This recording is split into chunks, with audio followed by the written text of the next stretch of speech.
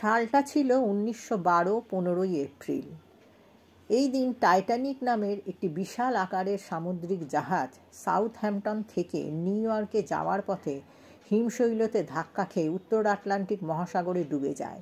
এটা ছিল সবচেয়ে বিলাসবহুল ও আধুনিক যাত্রীবাহী জাহাজ। মুভির প্রথমে আমরা দেখতে পাই উত্তর আটলান্টিক মহাসাগরে 3800 মিটার নিচে অত্যাধুনিক সাবমেরিন খোঁজ চালাচ্ছিল। ব্রক লভেট ছিল বিখ্যাত খোঁজি, যে তার টিম নিয়ে এই মহাসাগরে কিছু খুঁজছিল। কিন্তু কি খুঁজছিল? তখন দেখা যায় জাহাজের ধ্বংসাবশেষ। কিন্তু এ তো যে সে জাহাজ নয়, শতাব্দীর সবচেয়ে বড় আর মজবুত জাহাজ ছিল টাইটানিক। তারই ধ্বংসাবশেষ দেখতে পাওয়া যায়। 84 বছর আগে 1912 সালে 15ই এপ্রিল টাইটানিক সমুদ্রে ডুবে গিয়েছিল। আর এর সাথে হারিয়ে যায় এক অতি মূল্যবান হীরা, যাকে বলা হতো হার্ট অব দ্য ওশান। এই হীরার জন্য ব্রক লোভেট তার টিম নিয়ে খোঁজ চালাচ্ছিল। অনেক খোঁজার পর অবশেষে সে একটা লকার দেখতে পায়। সেটাকে জলের নিচ থেকে উপরে তোলা হয়। সবাই ডেকের ওপর খুব আনন্দ করতে থাকে। এরপর সেই লকার খোলা হয়, কিন্তু কিছু টাকা আর একটা ড্রয়িং বুক ছাড়া কিছুই পাওয়া যায় না। তারা ড্রয়িং বুকটি তখন দেখে এবং দেখে যে তার মধ্যে একটি মহিলার ছবি, যার গলায় ছিল হার্ট অব দ্য ওশান হীরাটা, আর তার নিচে ছিল একটা ডেট, 14 এপ্রিল 1912, অর্থাৎ জাহাজটি যেদিন ডুবে যায় ঠিক তার একদিন আগে। এটা একটা বড় খবর হয়ে দাঁড়ায়। সারা পৃথিবী জুড়ে এই খবর দেখানো হতে থাকে। এর পরের দৃশ্যে দেখা যায় এক বৃদ্ধ মহিলাকে, যে ঘরে বসে মাটির পাত্র তৈরি করছিল। তার ঘরে টিভি চলছিল, আর তাতে ব্রক লোভেট টাইটানিক সম্পর্কে বলছিল। বৃদ্ধাটির কানে সেটা যেতে সে কাজ ছেড়ে টিভির সামনে চলে এসে শুনতে থাকে। তখন সে তার নাতনিকে টিভির সাউন্ডটা জোর করে দিতে বলে, আর বলে, খুব আশ্চর্যের ব্যাপার, কিন্তু কেন সে এটা বলল? সে ওই ছবিটি দেখেই এই কথাটি বলল।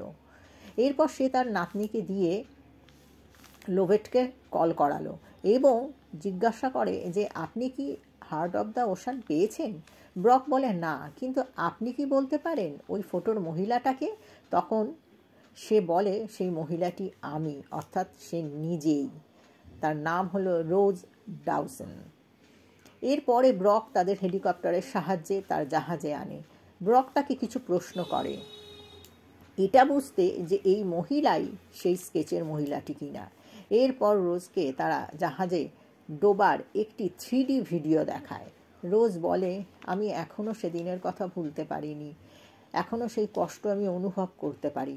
তখন ব্রক বলে, ম্যাম, আপনি কি আমাদের সেই ঘটনার কথা আজও বলতে পারবেন? রোজ এবারে সেই কাহিনী বলা শুরু করে। আজ থেকে 84 বছর আগে টাইটানিককে স্বপ্নের জাহাজ বলা হতো, আর সত্যি তাই ছিল।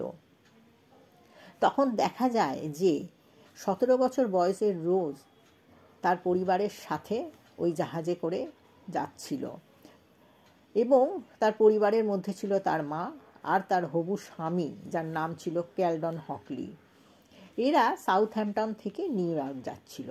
জাহাজে 3টি ভাগ ছিল। ফার্স্ট ক্লাস, যাতে সব শাহী পরিবার, আমির লোক ও বড় ব্যবসায়ীরা ছিল।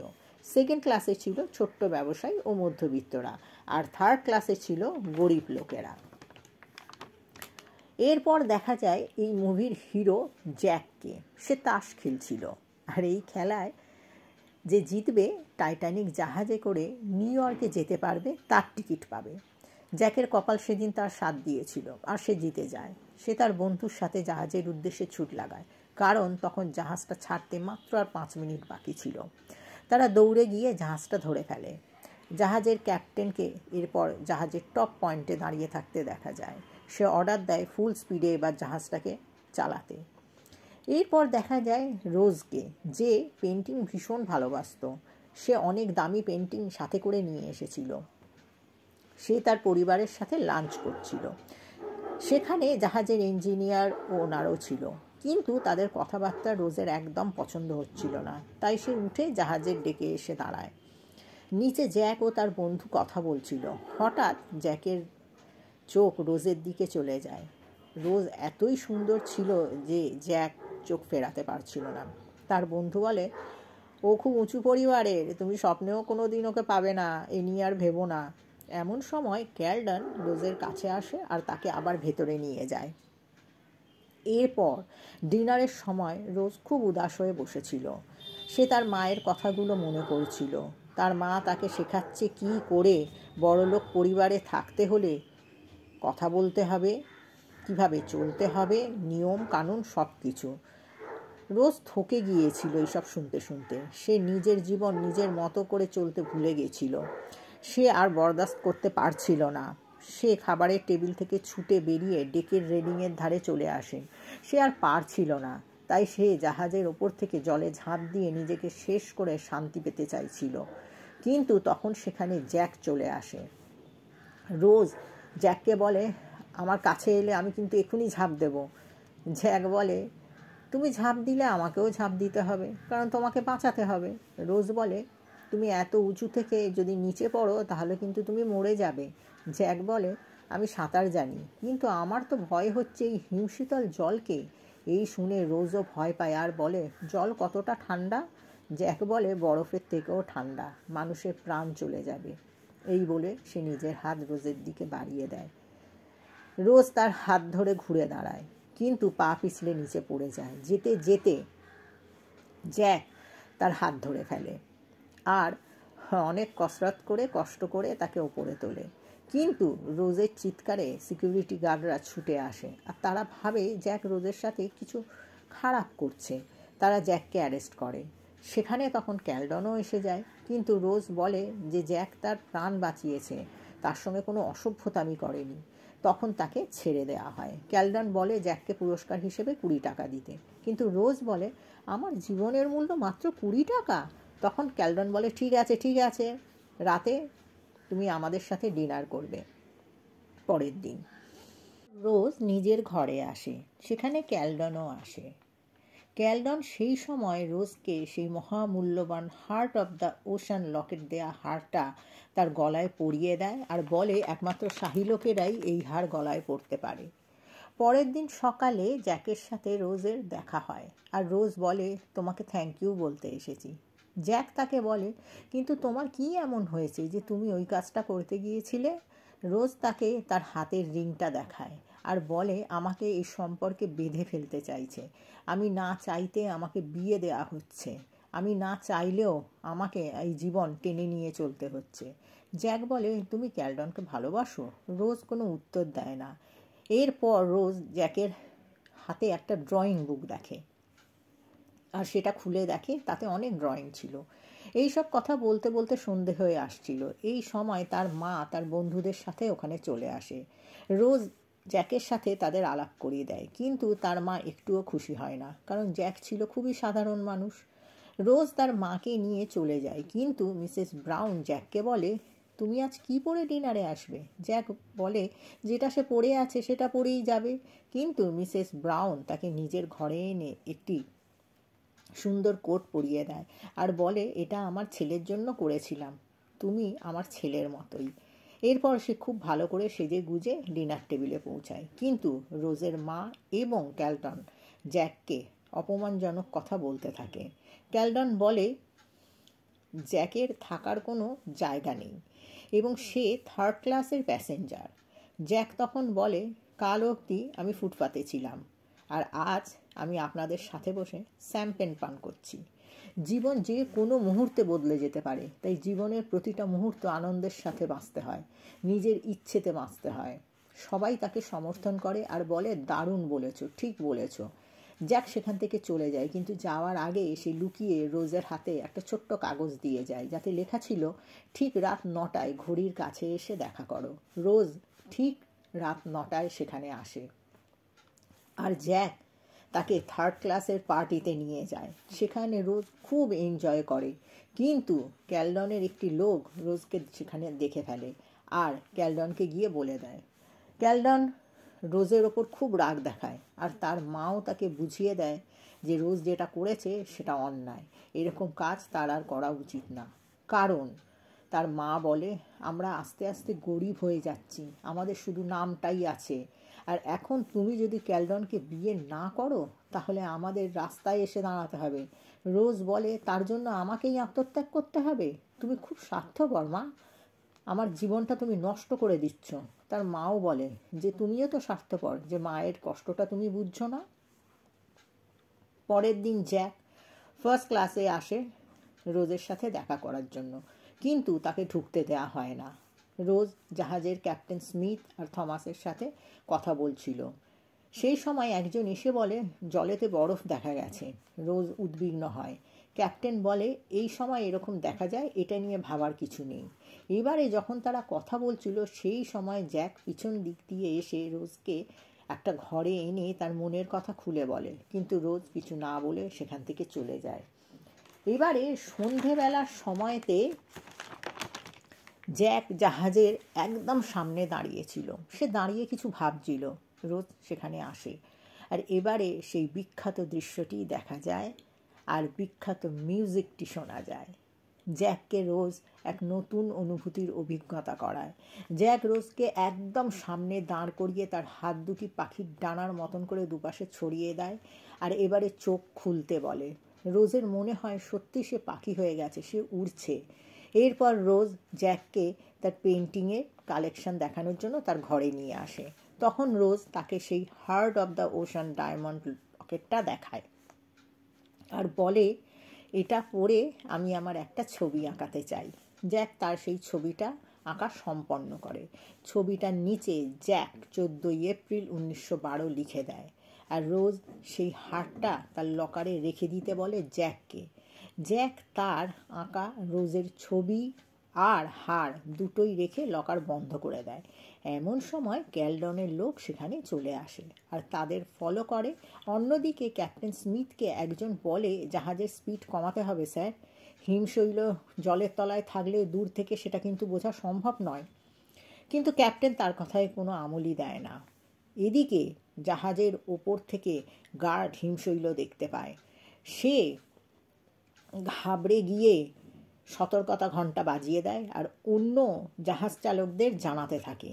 এই খবর শুনে জাহাজের চালকরা জাহাজকে অন্যদিকে ঘোরাতে থাকে, কিন্তু জাহাজের স্পিড এত বেশি ছিল যে সেটাকে কমিয়ে অন্যদিকে জাহাজ পুরোপুরি ঘুরতে না পারায় জাহাজের একটি অংশ বরফের পাহাড়ের সাথে ধাক্কা খেয়ে যায়। জ্যাক আর রোজ দুজনে স্বচক্ষে সেটা দেখতে থাকে। এদিকে ধাক্কা লাগার ফলে জাহাজের নিচের অংশ জলে ঢুকে যায়। ওখান থেকে লোক পালাতে শুরু করে। ক্যাপ্টেন আদেশ দেয় ওই অংশটা পুরো বন্ধ করে দিতে, কিন্তু ততক্ষণে জল ঢুকতে শুরু করে দিয়েছে। জ্যাক আর রোজ ক্যালডনকে এটা বলতে আসে, কিন্তু ক্যালডনের লোক তাদের অজান্তে জ্যাকের কোটের পকেটে সেই হীরার হারটা ঢুকিয়ে দেয়। এবারে ক্যালডনের লোক সেই হার জ্যাক চুরি করেছে বলে তাকে অ্যারেস্ট করে। জ্যাক রোজকে বলে, এটা ক্যালডনের কারসাজি, তুমি আমাকে বিশ্বাস করো। কিন্তু জ্যাককে ধরে নিয়ে যায় আর একটা অফিসে একটা পাইপের সাথে বেঁধে দেয়। এবারে ক্যাপ্টেনকে অ্যান্ড্রুস একটা মিটিংয়ে বলে, আর 1 ঘন্টা লাগবে পুরো জাহাজটা ডুবতে। এই 1 ঘন্টায় যা করার করতে হবে। এই কথা শুনে সবাই ভয় পেয়ে যায়। অন্যদিকে ক্যালডন রোজের সাথে খুব খারাপ ব্যবহার করতে থাকে, তাকে চড় মারতেও দ্বিধাবোধ করে না। তখন সেখানে জাহাজের একজন এসে লাইফ জ্যাকেট পরে বাইরে আসতে বলে। ওখানে সবাইকে লাইফ জ্যাকেট দেয়া হচ্ছিল। জাহাজ যে 1 ঘন্টায় ডুবে যাবে সেটা কাউকে জানানো হয় না। সবার আগে ফার্স্ট ক্লাসের লোকদের বাইরে ডেকে আনা হয়। সে সময় অ্যান্ড্রুসের সাথে ক্যালডন আর জ্যাকের দেখা হয়। রোজ বলে, আমি বরফের সাথে ধাক্কা খেতে দেখেছি, আর এখন আপনার মুখে ভয় দেখছি। তখন সে বলে, আর 1 ঘন্টার মধ্যে জাহাজ ডুবে যাবে। এই খবর শুনে ক্যালডন আর রোজের অবস্থা খারাপ হয়ে যায়। অ্যান্ড্রুস বলে, তোমরা তাড়াতাড়ি লাইফ জ্যাকেট পরে ডেকে চলে যাও। এরপর দেখা যায় 3rd ক্লাস যাত্রীদের ওপর উঠতে দেওয়া হচ্ছিল না। সেখানে 1st ক্লাস যাত্রীদের লাইফ জ্যাকেট পরিয়ে লাইফ বোটে করে নিচে নামানো হচ্ছিল। এদিকে রোজ আর ক্যালডন ও তার মায়ের যাওয়ার পালা আসে। তখন ক্যালডন রোজকে জ্যাকের সম্বন্ধে বাজে কথা বলতে থাকে। রোজ এবারে বুঝতে পারে যে জ্যাক নির্দোষ ছিল। সে সেখান থেকে ছুটে নিচে চলে আসে আর জ্যাককে খুঁজতে থাকে। অবশেষে সে জ্যাককে খুঁজে পায়, কিন্তু সেখানেও তখন জল ঢুকে গিয়েছিল। এবারে রোজ চাবি খুঁজতে থাকে জ্যাকের হাতের হাতকড়া খোলার জন্য, কিন্তু সে চাবি পায় না। সে ঘরের বাইরে বেরিয়ে আসে আর হতাশায় সে দাঁড়িয়ে থাকে। হঠাৎ তার চোখে পড়ে একটা কুঠার, সেটা দিয়ে সে তখন হাতকড়াটা কেটে ফেলে আর তারা সেখান থেকে বেরিয়ে আসে। কিন্তু তারা দেখে একতলার গেটে তালা আটকানো, থার্ড ক্লাস লোকদের সেখানে আর ঢুকতে দেওয়া হচ্ছে না। তখন তারা সেই গেট ভেঙে ডেকের ওপরে আসে আর দেখে সবাই নিজের জীবন বাঁচানোর জন্য দৌড়াদৌড়ি করছে। অবশেষে তারা দুজনে একটা লাইফ বোটের কাছে আসে আর দেখে সেই বোটে শুধুমাত্র মহিলা আর বাচ্চাদের নিয়ে যাওয়া হচ্ছিল। এবারে ক্যালডনকে দেখা যায় সেই লকার থেকে টাকা আর সেই হীরের হারটা তার পকেটে ভরে নিয়ে সেখান থেকে চলে আসছিল। অন্যদিকে জ্যাক রোজকে ওই বোটে চলে যেতে বলে, কিন্তু সে রাজি হয় না।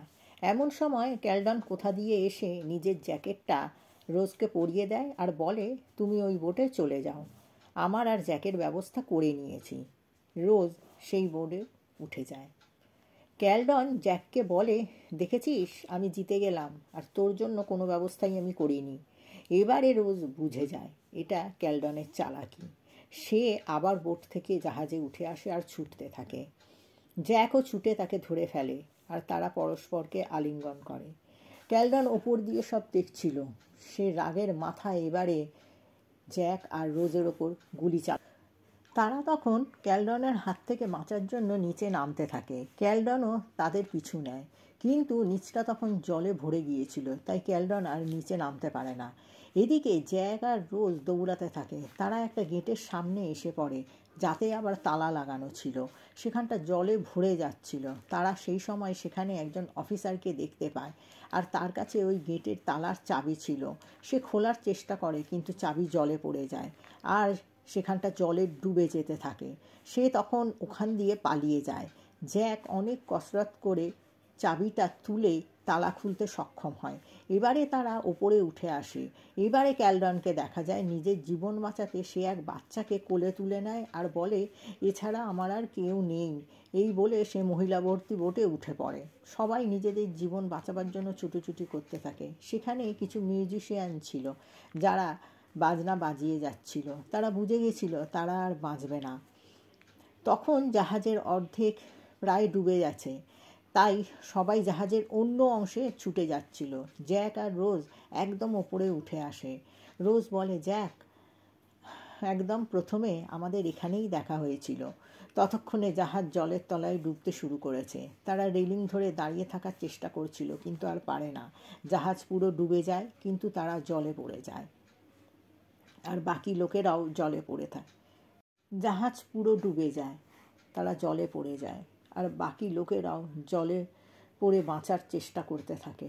রোজ জ্যাককে খুঁজতে থাকে। অবশেষে জ্যাক রোজকে একটা ভাঙা ভেসে থাকা দরজার ওপর উঠিয়ে দেয় আর নিজে রোজের হাত ধরে জলেতেই ভেসে থাকার চেষ্টা করতে থাকে। তারা কথা বলতে থাকে। জ্যাক বলে, রোজ, তুমি মনে বল রাখো, সাহস রাখো, এখনই বোট এসে যাবে, আমরা বেঁচে যাব, তুমি শুধু আমাকে বিদায় বলো না। রোজ ঠান্ডায় কাঁপতে থাকে। জ্যাক তার সাথে কথা বলতে থাকে। রোজ জ্ঞান হারিয়ে ফেলে। এরপর কিছুক্ষণ পর অফিসাররা বোট নিয়ে আসে, কিন্তু তখন চারিদিকে মৃতদেহতে ভরে গেছে। অফিসারটি বলে, আমরা এখানে পৌঁছাতে অনেক দেরি করে ফেলেছি। তখন রোজের জ্ঞান ফিরে আসে। সে জ্যাককে ডাকতে থাকে আর বলে, জ্যাক, আমরা বেঁচে গেছি, বোট এসে গেছে, ওঠো জ্যাক, ওঠো। কিন্তু জ্যাক আর ওঠে না, সে তখন মৃত। এরপর রোজ বোটের অফিসারকে ডাকতে থাকে, কিন্তু তার গলা দিয়ে আওয়াজ বেরোয় না। রোজ তখন দেখে একটি মৃত লোকের গলায় হুইসেল ঝুলছে। সে সেটি নিয়ে বাজাতে থাকে। অফিসার শুনতে পায় আর তাকে বাঁচাতে আসে। সে বেঁচে যায়। পরের দিন অন্য জাহাজ আসে বেঁচে যাওয়া লোকেদেরকে নিয়ে যেতে। সেখানে সে ক্যালডনের থার্ড ক্লাসে রোজকে খুঁজছে, এটা সে দেখতে পায়। কিন্তু রোজ নিজের মুখ ঢেকে নেয়। ক্যালডন খুঁজে পায় না। এরপর যখন সে আমেরিকায় এসে পৌঁছায়, তখন এক অফিসার তাকে তার নাম জিজ্ঞাসা করে। সে বলে তার নাম রোজ ডাউসন, কারণ জ্যাকের পুরো নাম ছিল জ্যাক ডাউসন। এখান থেকে কাহিনী আবার বর্তমানে ফিরে আসে। রোজ তার কাহিনী শেষ করে ডেকে আসে আর মনে করে যে সে তার জ্যাকেটের পকেটের হীরাটা পেয়েছিল। সেটা আসলে ক্যালডনের কাছেই ছিল। বর্তমানে সেই হীরাটা নিয়ে এবারে সে সেই মহাসমুদ্রে ফেলে দেয়। এর সাথে সাথে তার নিজের স্মৃতি থেকে সে মুক্তি পায়। জ্যাকের সাথে দেখা হওয়ার পর সে জীবনে কিভাবে আনন্দ নিয়ে বেঁচে থাকতে পারা যায় সেটা সে শিখেছিল। তাই সে অনেক দেশে ঘুরে বেরিয়েছিল, নিজের জীবনটাকে নিজের মতো করে বাঁচতে পেরেছিল। এরপর রোজ তার জীবন থেকে মুক্তি নেয়, কিন্তু তার টাইটানিক তার কাছে বেঁচে ছিল।